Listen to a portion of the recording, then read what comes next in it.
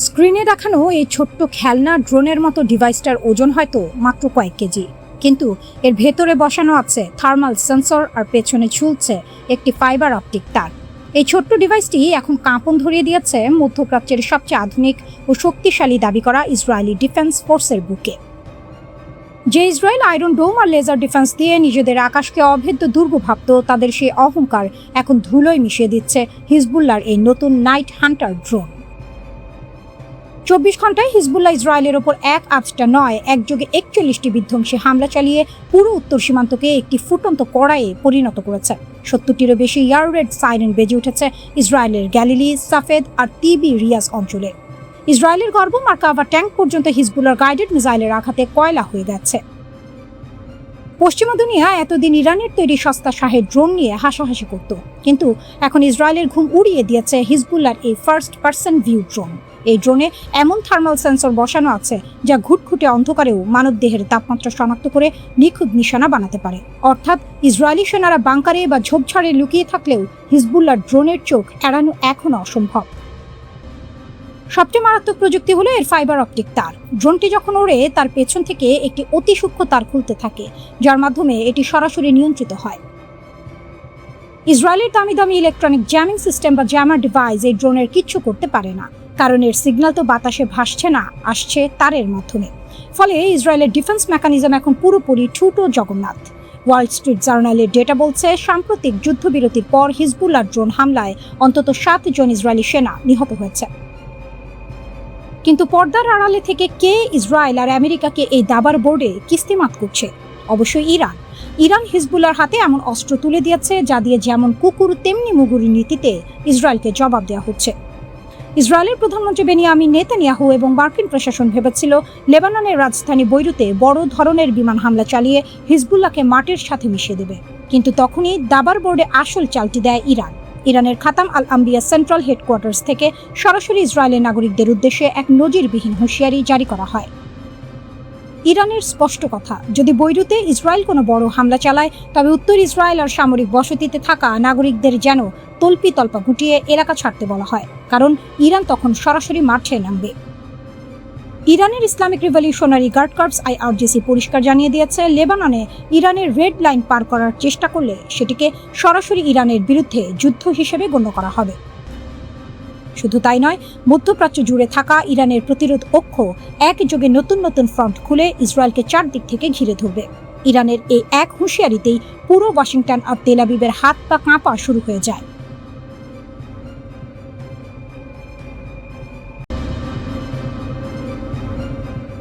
সাগর পৃষ্ঠে এখন বারুদের গন্ধ। পারস্য উপসাগরের নীল জলরাশি যে কোনো মুহূর্তে আগুনের গোলার মতো উত্তপ্ত হয়ে উঠতে পারে। বিশ্ব অর্থনীতির লাইফলাইন বা প্রধান রক্তনালী হিসেবে পরিচিত হরমুজ প্রণালীতে শুরু হয়েছে যুক্তরাষ্ট্রের নজিরবিহীন নৌ অবরোধ। আর এই অবরোধের ঠিক বিপরীতে দাঁড়িয়ে ইরান গর্জে উঠেছে, একটি মাত্র সংকেতেই অচল করে দেয়া হবে বিশ্ব জ্বালানি সরবরাহ ব্যবস্থা। এমন পরিস্থিতির ভয়াবহতায় পিঠ দেয়ালে ঠেকে গেছে সৌদি আরবের। রিয়াদের কপালে এখন চিন্তার ভাঁজ, কারণ ওয়াশিংটনের এই শক্তি প্রদর্শনের মাসুল তাদেরই গুনতে হতে পারে লোহিত সাগরের অতল গহ্বরে। যুক্তরাষ্ট্রের এই কঠোর অবরোধের লক্ষ্য ছিল ইরানের অর্থনীতিকে পঙ্গু করে দেয়া, কিন্তু ডোনাল্ড ট্রাম্প প্রশাসনের এই রণকৌশল এখন বুমেরাং হওয়ার পথে। রিয়াদ থেকে অত্যন্ত সতর্কবার্তা পাঠানো হয়েছে হোয়াইট হাউসে, অবরোধ শিথিল করুন, আলোচনার টেবিলে ফিরুন। কিন্তু কেন এত ভয় সৌদি আরবের? উত্তর লুকিয়ে আছে মানচিত্রের একটি সরু বিন্দুতে, বাব আল মানদেব। হরমুজ প্রণালী বন্ধ করলে ইরান যে হাত গুটিয়ে বসে থাকবে না তা রিয়াদ ভালো করেই জানে, আর তাদের প্রতিশোধের আগ্নেয়গিরি এবার বিস্ফোরিত হতে পারে লোহিত সাগরের প্রবেশদ্বার বাব আল মানদেবে। এই সংকীর্ণ পথটি সৌদি আরবের তেল রপ্তানির চূড়ান্ত লাইফলাইন। 6 সপ্তাহের যুদ্ধে ইরান ইতিমধ্যে প্রমাণ করেছে তারা হরমুজ অচল করে দিতে সক্ষম, আর এখন সেই সক্ষমতা যদি বাব আল মানদেবে প্রয়োগ করা হয় তবে সৌদি অর্থনীতির মেরুদণ্ড ভেঙে পড়বে। বিপদের মাত্রা আরো বাড়িয়ে দিচ্ছে ইয়েমেনের হুথি বিদ্রোহীরা। বাব আল মানদেব উপকূলের বিশাল অংশ এখন তাদের কবজায়। গাজা যুদ্ধের উত্তাল সময়ে হুথিরা বারবার এই নৌপথে বাণিজ্যিক জাহাজ চলাচলে আতঙ্ক সৃষ্টি করেছে। নিউ আমেরিকা পলিসি ইনস্টিটিউটের ইয়েমেন বিশেষজ্ঞ অ্যাডাম ব্যারনের মতে, ইরান যদি লোহিত সাগরের এই রুদ্ধদ্বার বন্ধ করতে চায় তবে হুথিরাই তাদের সবচেয়ে ভয়ঙ্কর অস্ত্র। ইরান শুধু ইশারা দিচ্ছে আর হুথিরা গাজা ইসরায়েলের যুদ্ধের বদলা হিসেবে এই পথ বন্ধ করার হুমকি দিয়ে যাচ্ছে। ইরানের সর্বোচ্চ নেতার পররাষ্ট্রনীতি বিষয়ক উপদেষ্টা আলী আকবর বেলায়েতির হুঁশিয়ারিটি যেন সরাসরি ডায়নামাইটের বিস্ফোরক। তিনি সোজা জানিয়ে দিয়েছেন তেহরান বাব আল মানদেবকে হরমুজ প্রণালীর মতোই গুরুত্ব দেয়। হোয়াইট হাউস যদি তাদের বোকার মতো ভুল অব্যাহত রাখে তবে বিশ্ব এক ভয়াবহ জ্বালানি সংকটের মুখে পড়বে। এদিকে ইরানের বিপ্লবী গার্ডের ঘনিষ্ঠ তাসনিম বার্তা সংস্থা হুমকি দিয়েছে, পারস্য উপসাগরে তাদের বন্দরগুলো অনিরাপদ হলে এই অঞ্চলের আর কোনো বন্দরই নিরাপদ থাকবে না। পরিস্থিতি এখন এক চূড়ান্ত অনিশ্চয়তার মুখে। হোয়াইট হাউসের মুখপাত্র আনা কেলি বলছেন, প্রেসিডেন্ট ট্রাম্প চান হরমুজ উন্মুক্ত থাকুক যাতে ইরান কাউকে জিম্মি করতে না পারে, কিন্তু বাস্তবে উপসাগরীয় মিত্রদের নিরাপত্তা নিশ্চিত করতে গিয়ে ওয়াশিংটন আসলে পুরো অঞ্চলকে এক আত্মঘাতী যুদ্ধের দিকে ঠেলে দিচ্ছে কিনা সেই প্রশ্নই এখন বড় হয়ে দেখা দিয়েছে। ইরান ইসরায়েল যুদ্ধের আজ এখন মধ্যপ্রাচ্যের প্রতিটি বালুকণায় দীর্ঘদিনের অঘোষিত সমঝোতা চূর্ণ বিচূর্ণ। একদিকে যুক্তরাষ্ট্রের জেদ, অন্যদিকে ইরানের অস্তিত্ব রক্ষার লড়াই। এই দুই দানবের লড়াইয়ের মাঝে পড়ে সৌদি আরব সহ উপসাগরীয় দেশগুলোর দীর্ঘমেয়াদী জ্বালানি কৌশল এখন ছাই হওয়ার দোরগোড়ায়। তারা এখন বুঝতে পারছে যুদ্ধের দামামায় কোনো সমাধান নেই, বরং আলোচনার টেবিলে দ্রুত ফিরে আসাই এই মুহূর্তের একমাত্র বাঁচার পথ। সময়ের ঘড়ি টিকটিক করছে, বিশ্ববাজারের তেলের দাম বাড়ছে পাল্লা দিয়ে। হরমুজ থেকে বাব আল মানদেব, গোটা মধ্যপ্রাচ্য এখন একটি মাত্র ভুল বারুদের অপেক্ষায়। আর সেই ভুলটি হয়ে গেলে বিশ্ব অর্থনীতি আর কখনোই আগের মতো ফিরে আসবে না।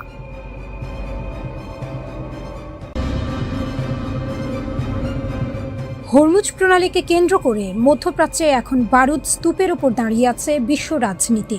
মার্কিন প্রেসিডেন্ট ডোনাল্ড ট্রাম্পের নৌ অবরোধের হুমকির বিপরীতে ইরানকে সরাসরি পূর্ণ সমর্থন জানিয়ে চীন এবার ওয়াশিংটনকে দিয়েছে কড়া রেডলাইন সতর্কবার্তা। বেইজিং এর এই শক্ত অবস্থান পুরো পরিস্থিতিকে এক নতুন ও ভয়াবহ মোড় দিয়েছে। চীনের প্রতিরক্ষামন্ত্রী অ্যাডমিরাল ডং জুন এক কূটনৈতিক বার্তায় স্পষ্ট করে দিয়েছেন, হরমুজ প্রণালী কোনো একক দেশের ইচ্ছায় নিয়ন্ত্রিত হতে পারে না। বেইজিং এর বাণিজ্যিক স্বার্থ ও জ্বালানি নিরাপত্তা রক্ষায় তারা প্রতিশ্রুতিবদ্ধ। তিনি সতর্ক করেছেন, কোনো বহিঃশক্তি যদি এই জলপথে চীনের বাণিজ্যিক প্রবাহে বাধা দেওয়ার চেষ্টা করে তবে তা সরাসরি বেইজিং এর স্বার্থে আঘাত হিসেবে গণ্য হবে। এটি ট্রাম্প প্রশাসনের প্রতি চীনের সরাসরি চ্যালেঞ্জ। উত্তেজনার পারদ আরও ছড়িয়েছে মার্কিন গোয়েন্দা সংস্থাগুলোর একটি বিস্ফোরক তথ্য। সিএনএন এর এক প্রতিবেদন অনুযায়ী চীন গোপনে ইরানকে অত্যাধুনিক বিমান বিধ্বংসী ব্যবস্থা বা ম্যান প্যাডস ক্ষেপণাস্ত্র সরবরাহ করার প্রস্তুতি নিচ্ছে। এই প্রযুক্তি মার্কিন যুদ্ধ বিমানগুলোর জন্য মরণ ফাঁদ হয়ে উঠতে পারে। সম্প্রতি ইরানের আকাশসীমায় একটি মার্কিন F-15 যুদ্ধ বিমান ভূপাতিত হওয়ার ঘটনা এই জল্পনাকে আরও জোরালো করেছে। যদিও চীন আনুষ্ঠানিকভাবে অস্ত্র সরবরাহের অভিযোগ অস্বীকার করেছে, কিন্তু মধ্যপ্রাচ্যের যুদ্ধক্ষেত্রে ইরানের হাতে চীনের তৈরি প্রযুক্তির উপস্থিতি এখন আর গোপন কিছু নয়। এই জটিল সমীকরণে ইসরায়েলের নিরাপত্তা উদ্বেগও চরম আকার ধারণ করেছে। ইসরায়েল মনে করছে, ইরান যদি চীনের কাছ থেকে উন্নত প্রযুক্তি ও সামরিক সহায়তা পায় তবে তা তাদের জন্য অস্তিত্বের সংকট হয়ে দাঁড়াবে। হরমুজ প্রণালীর নিয়ন্ত্রণ হারানোর ভয় এবং ইরানের পারমাণবিক উচ্চাকাঙ্ক্ষাকে রুখতে ইসরায়েল চাইছে ওয়াশিংটন যেন আরও কঠোর অবস্থান নেয়। অন্যদিকে চীন ও রাশিয়ার সাথে ইরানের এই কৌশলগত মৈত্রী ইসরায়েলের আঞ্চলিক আধিপত্যের ওপর বড় ধরনের হুমকি সৃষ্টি করেছে। ওয়াশিংটন ও বেইজিং এর এই অবরোধের মাঝে ইরান এখন অনেকটা আত্মবিশ্বাসের সাথেই নিজের অবস্থান ধরে রেখেছে। মার্কিন নিষেধাজ্ঞার তোয়াক্কা না করে চীন বড় অঙ্কের তেল কিনছে, যা তেহরানের অর্থনীতির প্রধান চালিকা শক্তি। ফলে মার্কিন নৌ অবরোধের চাপ খুব একটা প্রভাব ফেলছে না। ট্রাম্প যদিও ভেনেজুয়েলার মতো ইরানি নৌ অবরোধের হুমকি দিয়ে রেখেছেন, কিন্তু চীনের সরাসরি সামরিক ও কূটনৈতিক সমর্থনের কারণে সেই পরিকল্পনা বাস্তবায়ন করা মার্কিন বাহিনীর জন্য অত্যন্ত ঝুঁকিপূর্ণ হয়ে দাঁড়িয়েছে। ইসলামাবাদে অনুষ্ঠিত শান্তি আলোচনা ব্যর্থ হওয়ার পর পরিস্থিতি এখন নিয়ন্ত্রণের বাইরে চলে যাচ্ছে। একদিকে যুক্তরাষ্ট্রের সর্বোত্তম ও চূড়ান্ত চাপের নীতি, অন্যদিকে চীন রাশিয়ার ছত্রছায়ায় থাকা ইরানের আপোষহীন মনোভাব। এই দ্বৈরথ কেবল ইরান ও আমেরিকার মধ্যে সীমাবদ্ধ নেই, এটি এখন বিশ্বকে দুই মেরুতে বিভক্ত করে ফেলছে। পাকিস্তান শান্তি ফিরিয়ে আনার জন্য মরিয়া চেষ্টা চালিয়ে যাচ্ছে, কিন্তু তাতে কোনো পক্ষই নমনীয় হওয়ার লক্ষণ দেখাচ্ছে না। চীন কি আসলে যুদ্ধের ঝুঁকি নেবে, নাকি ট্রাম্প তার কঠোর অবস্থান থেকে সরে আসবে? উত্তরটি এখন সময়ের ওপর নির্ভর করছে। এই ভূ রাজনৈতিক দাবার বোর্ডে ইসরায়েলের নিরাপত্তা, চীনের অর্থনৈতিক স্বার্থ এবং যুক্তরাষ্ট্রের বৈশ্বিক আধিপত্যের লড়াই মধ্যপ্রাচ্যকে এক ভয়াবহ অনিশ্চয়তার দিকে টেনে নিয়ে যাচ্ছে।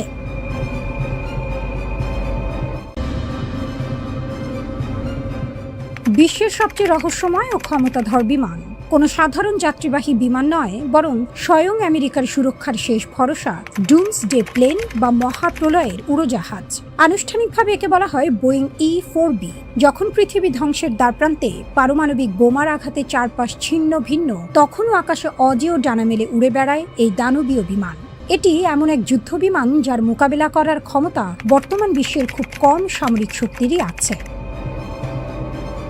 1974 সালে স্নায়ুযুদ্ধের চরম উত্তেজনার সময় এই বিমানকে সামরিক বাহিনীতে যুক্ত করা হয়। এর মূল লক্ষ্য ছিল একটাই, যে কোনো বিপর্যয় বা পারমাণবিক হামলার মুখে যখন স্থলভাগের সব কমান্ড সেন্টার অকেজো হয়ে যাবে, তখন এই বিমানটি আকাশে ভেসে থাকা একটি ভ্রাম্যমাণ পেন্টাগন বা কমান্ড সেন্টার হিসেবে কাজ করবে। স্থলভাগের কমান্ডগুলো ধ্বংস হলেও এই বিমানটি আকাশ থেকেই রাষ্ট্রযন্ত্রের নিয়ন্ত্রণ ধরে রাখবে। এই বিমানের ক্ষমতা কল্পনাকেও হার মানায়। এটি একটানা 7 দিন আকাশে উঠতে পারে। মাঝ আকাশে জ্বালানি নেয়ার অবিশ্বাস্য সক্ষমতার কারণে এটি টানা 7 দিন পর্যন্ত আকাশেই টিকে থাকতে পারে। এর 4টি শক্তিশালী ইঞ্জিন 24 ঘন্টায় উড্ডয়নের জন্য প্রস্তুত থাকে। বিপদের সংকেত পাওয়ার মাত্র কয়েক মিনিটের মধ্যেই এটি রানওয়ে ছাড়তে সক্ষম। বিমানের সবচেয়ে বড় শক্তি হলো এর প্রতিরক্ষা। পারমাণবিক বিস্ফোরণের সময় যে ভয়ঙ্কর তাপ এবং ইলেকট্রোম্যাগনেটিক পালস তৈরি হয়, এই বিমান তা অনায়াসে সহ্য করতে পারে। এর শরীরে এমন বিশেষ আবরণ এবং প্রযুক্তি যুক্ত আছে যা বিকিরণ বা তড়িৎ চৌম্বকীয় আক্রমণের মুখেও এর ভেতরের কম্পিউটার এবং মিশন সিস্টেমকে সচল রাখে। এর ভেতরে রয়েছে 67টি শক্তিশালী অ্যান্টেনা, যা দিয়ে বিশ্বের যে কোনো প্রান্তে থাকা সাবমেরিন, যুদ্ধ জাহাজ বা সামরিক ঘাঁটির সঙ্গে মুহূর্তের মধ্যে গোপন যোগাযোগ করা সম্ভব। 111 জন ক্রু সদস্য নিয়ে চলা এই বিমানে রয়েছে হাইটেক কমান্ড এরিয়া, সম্মেলন কক্ষ, ব্রিফিং রুম এবং উন্নত যোগাযোগ এলাকা। সংকটকালে স্বয়ং আমেরিকার প্রেসিডেন্ট, প্রতিরক্ষা মন্ত্রী এবং জয়েন্ট চিফস অফ স্টাফ এই বিমানে বসেই যুদ্ধের কৌশল নির্ধারণ করেন এবং পরমাণু অস্ত্র ছোড়ার নির্দেশ দিতে পারেন। অনেকে একে প্রেসিডেন্টের যাতায়াতের বিমান এয়ারফোর্স 1 এর সঙ্গে গুলিয়ে ফেলেন, কিন্তু মনে রাখবেন এয়ারফোর্স 1 হলো প্রেসিডেন্টের আরামদায়ক ভ্রমণ বিমান, আর ডুমসডে প্লেন হলো যুদ্ধের ময়দানে ভেসে থাকা এক অজেয় সামরিক দুর্গ। বর্তমানে আমেরিকার কাছে এই শ্রেণীর 4টি বিমান রয়েছে, তবে ক্রমবর্ধমান সাইবার এবং আধুনিক নিরাপত্তা হুমকির কথা মাথায় রেখে আমেরিকা এখন বোয়িং 747-8 মডেলের বিমানগুলোকে সংস্কার করে এই বহরকে আরও আধুনিক করার কাজ শুরু করেছে। এই প্রজেক্টের জন্য ব্যয় করা হচ্ছে প্রায় 13 বিলিয়ন বা 1300 কোটি মার্কিন ডলার। রাশিয়া বাদে পৃথিবীর আর কোনো দেশের হাতে এমন বিশেষায়িত কমান্ড বিমান থাকার তথ্য নেই।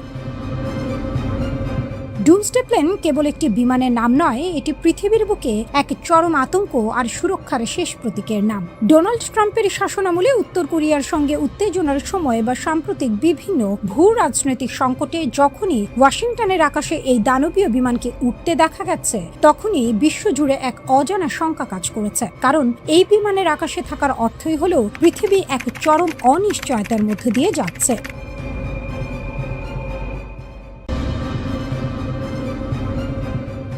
সংযুক্ত আরব আমিরাত কখনোই যুদ্ধের জন্য প্রস্তুত ছিল না। দেশটির পুরো সামাজিক ও অর্থনৈতিক ভিত্তি দাঁড়িয়ে আছে নিশ্চয়তা বিক্রির ওপর। বিশেষ করে দুবাই শহরটি বিশ্বজুড়ে পরিচিতি পেয়েছে তার নিরাপত্তা, স্থিতিশীলতা এবং বাণিজ্যের অনবদ্য প্রবাহের কারণে। কিন্তু গত 28 ফেব্রুয়ারি থেকে শুরু হওয়া ইরান, ইসরায়েল ও মার্কিন সংঘাতের ছোঁয়া যখন দুবাইয়ের আকাশ সীমায় পৌঁছেছে, তখন থেকে সেই দীর্ঘ লালিত দুবাই স্বপ্ন এক চরম অস্তিত্ব সংকটের মুখে পড়েছে।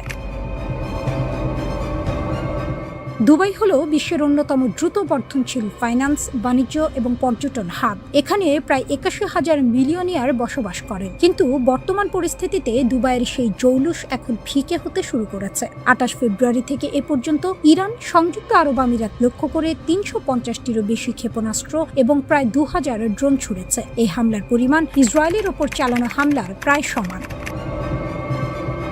কিন্তু ইসরায়েল ও আমিরাতের মধ্যে বড় একটি পার্থক্য হলো ইসরায়েলের জনগণ যুদ্ধের মাঝেও টিকে থাকার মানসিকতা রাখে। অন্যদিকে দুবাইয়ের ভিত্তি হলো লেনদেনমূলক। হামলার শুরু থেকেই দুবাই থেকে সম্পদশালীরা তাদের ব্যক্তিগত জেটে করে দেশ ছাড়তে শুরু করেছেন। হোটেলের দাম কমছে, শপিং মলগুলো জনশূন্য এবং রিয়েল এস্টেট সূচক মাত্র কয়েকদিনে প্রায় ৩০% নিচে নেমে গেছে।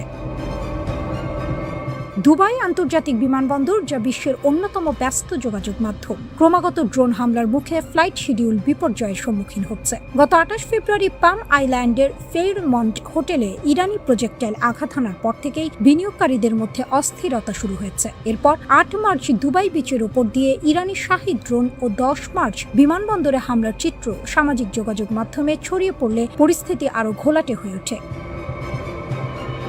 তেহরানের দৃষ্টিকোণ থেকে আরব আমিরাত সরাসরি যুদ্ধ না করলেও তারা যুক্তরাষ্ট্রের নিরাপত্তা বলয়ের অংশ এবং ইসরায়েলের সহযোগী আঞ্চলিক অংশীদার। তাই ইরান সরাসরি যুক্তরাষ্ট্রকে আক্রমণ না করে দুবাইয়ের মতো স্পর্শকাতর বাণিজ্যিক কেন্দ্রগুলোতে আঘাত হেনে যুদ্ধের ব্যয় বাড়িয়ে দেওয়ার কৌশল নিয়েছে। তারা জানে দুবাইয়ের সবচেয়ে বড় শক্তি এর প্রেডিক্টেবিলিটি। যখনই কার্গো হ্যান্ডলিং বা ফ্লাইটে দেরি হবে, তখনই বৈশ্বিক বিনিয়োগকারীরা বিকল্প খুঁজতে শুরু করবেন।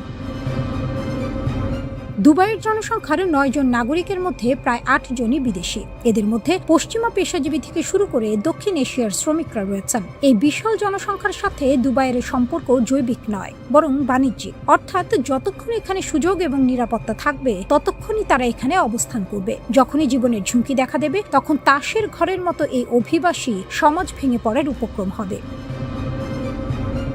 বড় বিনিয়োগকারীরা ইতোমধ্যে তাদের পোর্টফোলিও বৈচিত্র্যময় করতে শুরু করেছেন এবং পুঁজি অন্যত্র সরিয়ে নিচ্ছেন। যদিও আমিরাতি নেতৃত্ব যুদ্ধ পরবর্তী সময়ে নতুন প্রণোদনা, গোল্ডেন ভিসা বা বেইল আউট প্যাকেজ দিয়ে অর্থনীতি পুনর্গঠনের চেষ্টা করবে, কিন্তু অবিচ্ছিন্ন প্রবাহের যে ভাবমূর্তি দুবাই বিক্রি করত, তাতে বড় ধরনের ফাটল ধরেছে। দুবাইয়ের মডেলটি এতদিন চমৎকারভাবে কাজ করছিল, কারণ সবাই ধরে নিয়েছিল যে এই শহরটি ভূ রাজনীতির ঊর্ধ্বে। কিন্তু বর্তমান সংঘাত প্রমাণ করেছে যে কোনো শহরই ভৌগোলিক অবস্থান এবং সংঘাতের বাস্তবতা থেকে পুরোপুরি বিচ্ছিন্ন থাকতে পারে না।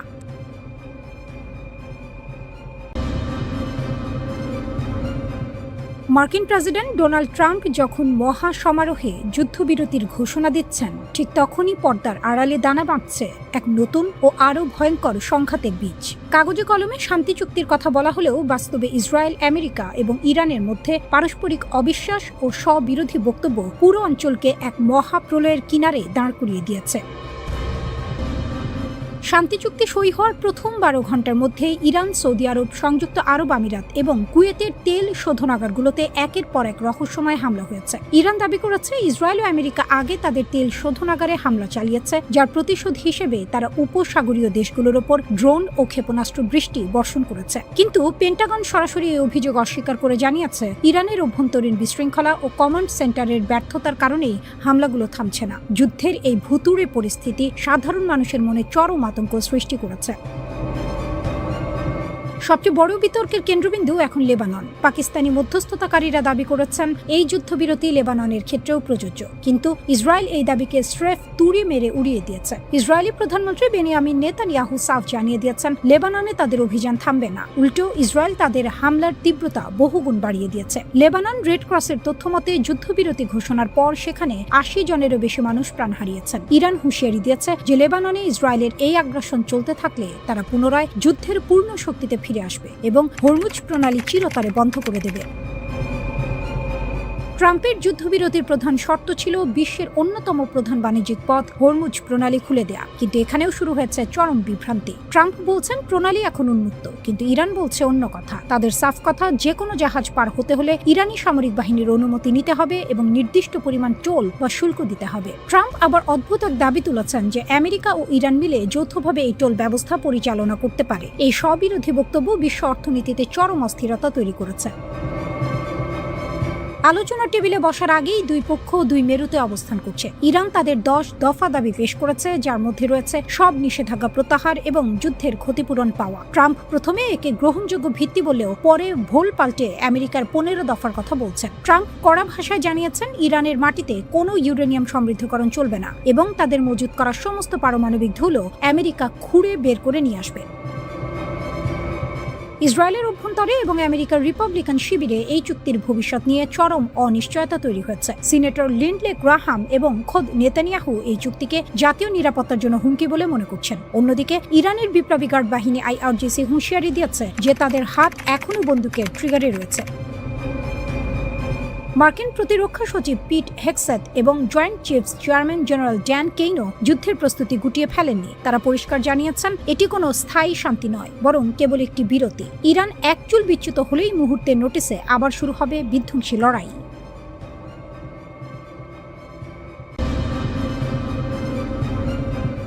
মধ্যপ্রাচ্যে যুদ্ধ যখন তীব্র থেকে তীব্রতর হচ্ছে, তখন বড় প্রশ্ন উঠছে এই সংকটময় সময়ে ইরানের পাশে আসলে কি করছে চীন?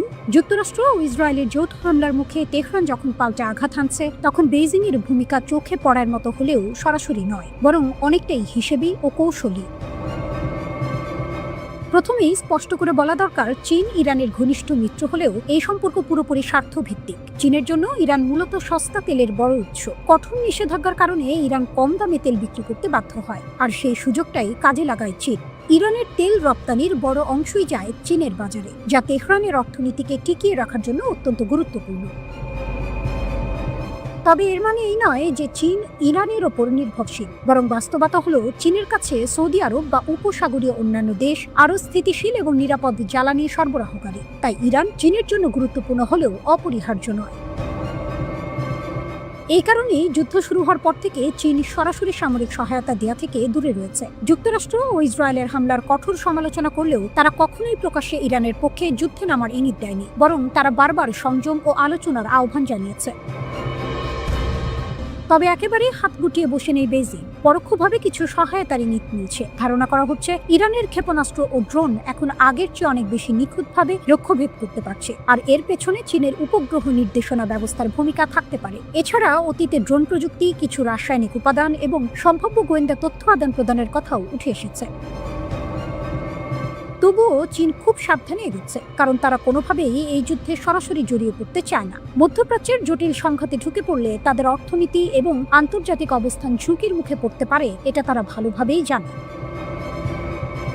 চীনের আসল লক্ষ্য হলো স্থিতিশীলতা বজায় রাখা। তারা চায় তেল সরবরাহ বন্ধ না হোক, বাণিজ্য চলমান থাকুক এবং যুদ্ধ দ্রুত শেষ হোক। এই লক্ষ্যেই তারা কূটনৈতিক তৎপরতা বাড়িয়েছে। বিভিন্ন দেশের সঙ্গে যোগাযোগ, বিশেষ দূত পাঠানো, সবকিছুই যুদ্ধবিরতির জন্য চাপ তৈরির অংশ। কিন্তু বাস্তবতা হলো এই কূটনৈতিক প্রভাব খুব সীমিত। চীন ইরানকে পুরোপুরি নিয়ন্ত্রণ করতে পারছে না, আবার উপসাগরীয় দেশগুলোকেও সন্তুষ্ট রাখতে হচ্ছে। ফলে তারা এক ধরনের অস্বস্তিকর ভারসাম্যের মধ্যে রয়েছে।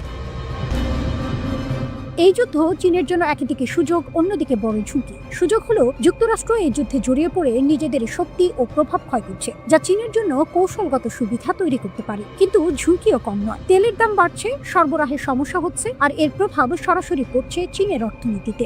বিশ্ববাজারে অস্থিরতা তৈরি হওয়ায় চীনের রপ্তানিও হুমকির মুখে পড়তে পারে। ইউরোপ সহ বিভিন্ন বড় বাজার ক্ষতিগ্রস্ত হলে চীনের পণ্য বিক্রি কমে যাবে, যা তাদের অর্থনৈতিক প্রবৃদ্ধির জন্য বড় ধাক্কা হবে। সব মিলিয়ে ইরানের জন্য চীন এখনো সরাসরি যোদ্ধা নয়, বরং নীরব কৌশলবিদ। তারা ইরানকে পুরোপুরি ছেড়ে দিচ্ছে না, আবার খোলাখুলি পাশে দাঁড়াচ্ছেও না। নিজেদের স্বার্থ রক্ষা করেই তারা পরিস্থিতি পর্যবেক্ষণ করছে। এই অবস্থায় সবচেয়ে গুরুত্বপূর্ণ প্রশ্ন, যদি যুদ্ধ আরো বিস্তৃত হয়, তখন কি চীন তাদের অবস্থান বদলাবে, নাকি শেষ পর্যন্ত তারা কেবল দূর থেকে খেলা দেখেই যাবে? আপাতত উত্তর স্পষ্ট নয়, তবে এটা নিশ্চিত, চীন প্রতিটি পদক্ষেপ নিচ্ছে ঠান্ডা মাথায়, হিসেব বসে, নিজেদের লাভ ক্ষতি বিচার করে।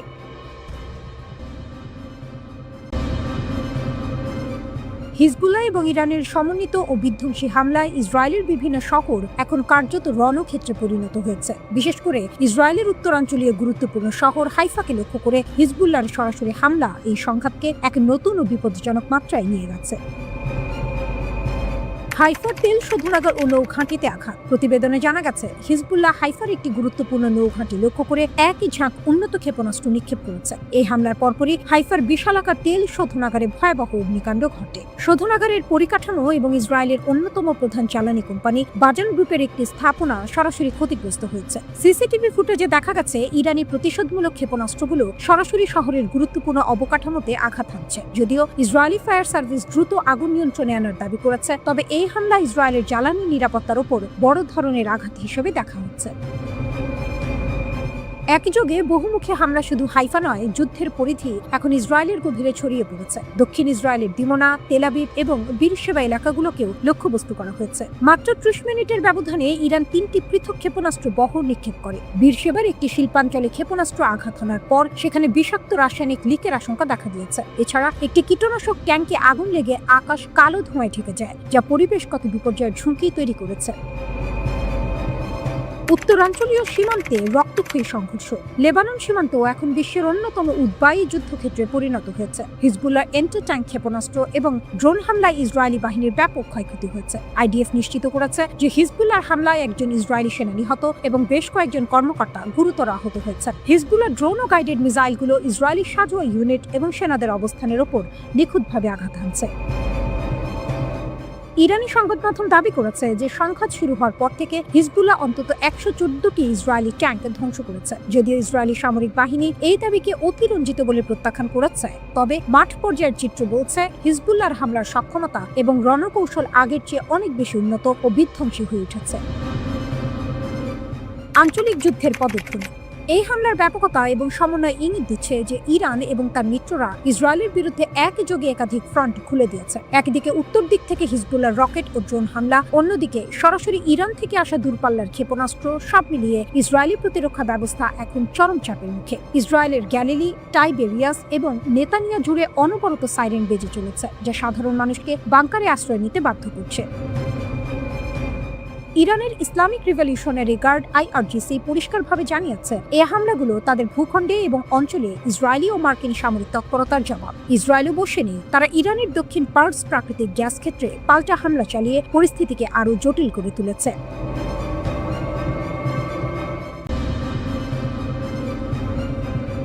মধ্যপ্রাচ্যের যুদ্ধ হঠাৎ করেই এক নতুন ভয়ঙ্কর মোড়ে ঢুকে পড়ছে। এতদিন পরোক্ষভাবে যুক্ত থাকা দেশগুলো এখন সরাসরি যুদ্ধে নামার প্রস্তুতি নিচ্ছে। আর এই উত্তপ্ত পরিস্থিতিতে সবচেয়ে বড় চমক, সংযুক্ত আরব আমিরাত এখন যুক্তরাষ্ট্র ও ইসরায়েলের পাশে দাঁড়িয়ে সরাসরি সামরিক পদক্ষেপ নিতে পারে। এই সিদ্ধান্ত যদি বাস্তবে রূপ নেয়, তাহলে পুরো অঞ্চলই আরো বড় সংঘাতে জড়িয়ে পড়বে। সবকিছুর কেন্দ্রবিন্দু এখন হরমুজ প্রণালী, বিশ্বের অন্যতম গুরুত্বপূর্ণ তেল পরিবহন পথ। এই সরু জলপথ দিয়ে বিশ্বের প্রায় 20% তেল পরিবাহিত হয়, কিন্তু বর্তমানে ইরান কার্যত এই পথ নিয়ন্ত্রণে নিয়ে ফেলেছে, যার ফলে বিশ্ববাজারে তেলের সরবরাহ ভয়াবহভাবে ব্যাহত হচ্ছে। এমন পরিস্থিতিতে UAE আর চুপ করে বসে থাকতে চায় না। আরব কূটনীতিকদের মতে দেশটি এখন সক্রিয়ভাবে পরিকল্পনা করছে কিভাবে সামরিক শক্তি ব্যবহার করে এই প্রণালী আবার খুলে দেওয়া যায়। শুধু তাই নয়, তারা জাতিসংঘ নিরাপত্তা পরিষদে একটি প্রস্তাব আনার চেষ্টা করছে, যাতে সামরিক পদক্ষেপের অনুমোদন পাওয়া যায়। একই সঙ্গে ইউরোপ ও এশিয়ার বড় শক্তিগুলোকে নিয়ে একটি জোট গঠনের কথাও বলা হচ্ছে, যাদের একটাই লক্ষ্য প্রয়োজনে শক্তি প্রয়োগ করে হরমুজ প্রণালী খুলে দেওয়া। ইতোমধ্যে UAE সামরিক বিকল্পগুলো খতিয়ে দেখছে। এর মধ্যে রয়েছে সমুদ্রে পেতে রাখা মাইন পরিষ্কার করা, নৌবাহিনীর সহায়তা দেয়া, এমনকি সরাসরি যুদ্ধে অংশ নেওয়া। এমনকি ইরানের নিয়ন্ত্রণে থাকা বিতর্কিত দ্বীপ আবু মুসার মতো কৌশলগত জায়গাগুলো লক্ষ্যবস্তু হতে পারে বলেও আলোচনা চলছে। এটি UAE এর জন্য একটি বড় পরিবর্তন। এতদিন তারা ইরানের সঙ্গে অর্থনৈতিক ও কূটনৈতিক সম্পর্ক বজায় রেখে এক ধরনের ভারসাম্য নীতি অনুসরণ করত। বিশেষ করে দুবাই ছিল ইরানের সঙ্গে ব্যবসার একটি বড় কেন্দ্র, কিন্তু এখন সেই ভারসাম্য ভেঙে পড়ছে। বিশ্লেষকরা বলছেন, কারণটা স্পষ্ট, যুদ্ধ এখন UAE এর দরজায় এসে পৌঁছেছে। ইরান গত কয়েকদিনে ডজন ডজন ক্ষেপণাস্ত্র ও ড্রোন হামলা চালিয়েছে আমিরাতের উপর। পুরো সংঘাত জুড়ে প্রায় 2500টির মতো প্রজেক্টাইল নিক্ষেপ করা হয়েছে বলে জানা গেছে। ইরান সরাসরি হুঁশিয়ারি দিয়েছে, যদি UAE যুক্তরাষ্ট্র ও ইসরায়েলের সঙ্গে যুদ্ধে জড়ায়, তাহলে তাদের উপর আরো ভয়াবহ হামলা চালানো হবে। এদিকে উপসাগরীয় অন্যান্য দেশ যেমন সৌদি আরব ও বাহরাইনও ধীরে ধীরে ইরানের বিপক্ষে অবস্থান নিচ্ছে। বাহরাইন ইতোমধ্যে জাতিসংঘের প্রস্তাবকে সমর্থন জানিয়েছে, তবে তারা এখনো সরাসরি সেনা পাঠানোর সিদ্ধান্ত নেয়নি। এই অবস্থায় UAE যদি প্রথম দেশ হিসেবে সরাসরি যুদ্ধে নামে, তাহলে তা পুরো অঞ্চলের জন্য এক বিস্ফোরক পরিস্থিতি তৈরি করবে। অন্যদিকে যুক্তরাষ্ট্রের অবস্থান কিছুটা দ্বিধাগ্রস্ত। প্রেসিডেন্ট ডোনাল্ড ট্রাম্প একদিকে যুদ্ধ শেষ করার ইঙ্গিত দিচ্ছেন, অন্যদিকে নতুন করে সেনা মোতায়েন করছেন। তিনি নাকি বলেছেন হরমুজ প্রণালী পুরোপুরি খোলা না হলেও যুদ্ধ শেষ করতে রাজি আছেন। এটি একটি বড় কৌশলগত পরিবর্তন, কারণ এতদিন এই প্রণালী খোলা রাখা ছিল যুক্তরাষ্ট্রের অন্যতম প্রধান লক্ষ্য।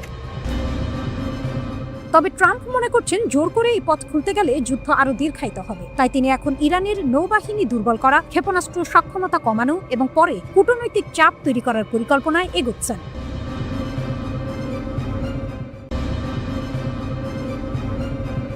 মধ্যপ্রাচ্যের উত্তর সীমান্তে আবারও বিস্ফোরণময় পরিস্থিতি। রকেট, ড্রোন আর পাল্টা হামলায় আগুন জ্বলছে যুদ্ধের নতুন ফ্রন্টে। লেবানন থেকে একযোগে 50টির বেশি রকেট ছুড়ে মেরেছে সশস্ত্র গোষ্ঠী হিজবুল্লাহ। লক্ষ্য ছিল ইসরায়েলের উত্তরাঞ্চল। ইহুদি ধর্মীয় উৎসব পাস ওভারের প্রথম দিনেই এই হামলা পরিস্থিতিকে আরো ভয়াবহ করে তোলে। হামলার সঙ্গে সঙ্গে সাইরেন বেজে ওঠে পুরো উত্তর ইসরায়েল জুড়ে। হাজার হাজার মানুষ দৌড়ে আশ্রয় কেন্দ্রে ঢুকে পড়ে। সীমান্তবর্তী শহর কিরিয়াত সিমোনা এ একটি রকেট আঘাত হানলে অন্তত 2 জন আহত হয়। আতঙ্ক আর বিশৃঙ্খলায় উৎসবের আমেজ মুহূর্তেই বদলে যায় যুদ্ধক্ষেত্রে।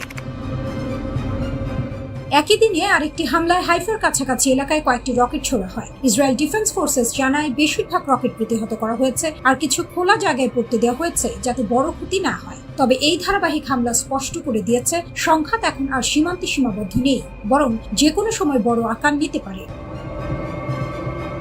পাল্টা জবাব দিতে দেরি করেনি ইসরায়েল। গত 24 ঘন্টায় দক্ষিণ লেবানন জুড়ে ব্যাপক বিমান ও নৌ হামলা চালানো হয়েছে। ইসরায়েলি বাহিনীর দাবি, এসব হামলায় হিজবুল্লাহর 40 জনের বেশি যোদ্ধা নিহত হয়েছে এবং তাদের বহু ঘাঁটি ধ্বংস করা হয়েছে। টার্গেট করা হয়েছে কমান্ড সেন্টার, অস্ত্র ভান্ডার, রকেট লঞ্চার এবং অ্যান্টি ট্যাঙ্ক মিসাইল অবস্থান।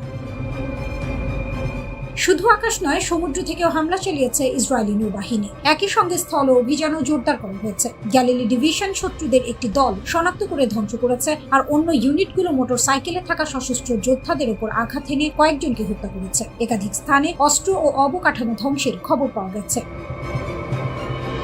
তবে যুদ্ধের মাশুলও দিচ্ছে ইসরায়েল। সাম্প্রতিক লড়াইয়ে অন্তত 4 জন সেনা নিহত হয়েছেন। নিহতদের মধ্যে রয়েছেন ক্যাপ্টেন নোয়া মাদমনি, সার্জেন্ট বেন কোহেন, সার্জেন্ট লিরন বেনজিয়ন এবং সার্জেন্ট ম্যাক্সিম অ্যান্টিস।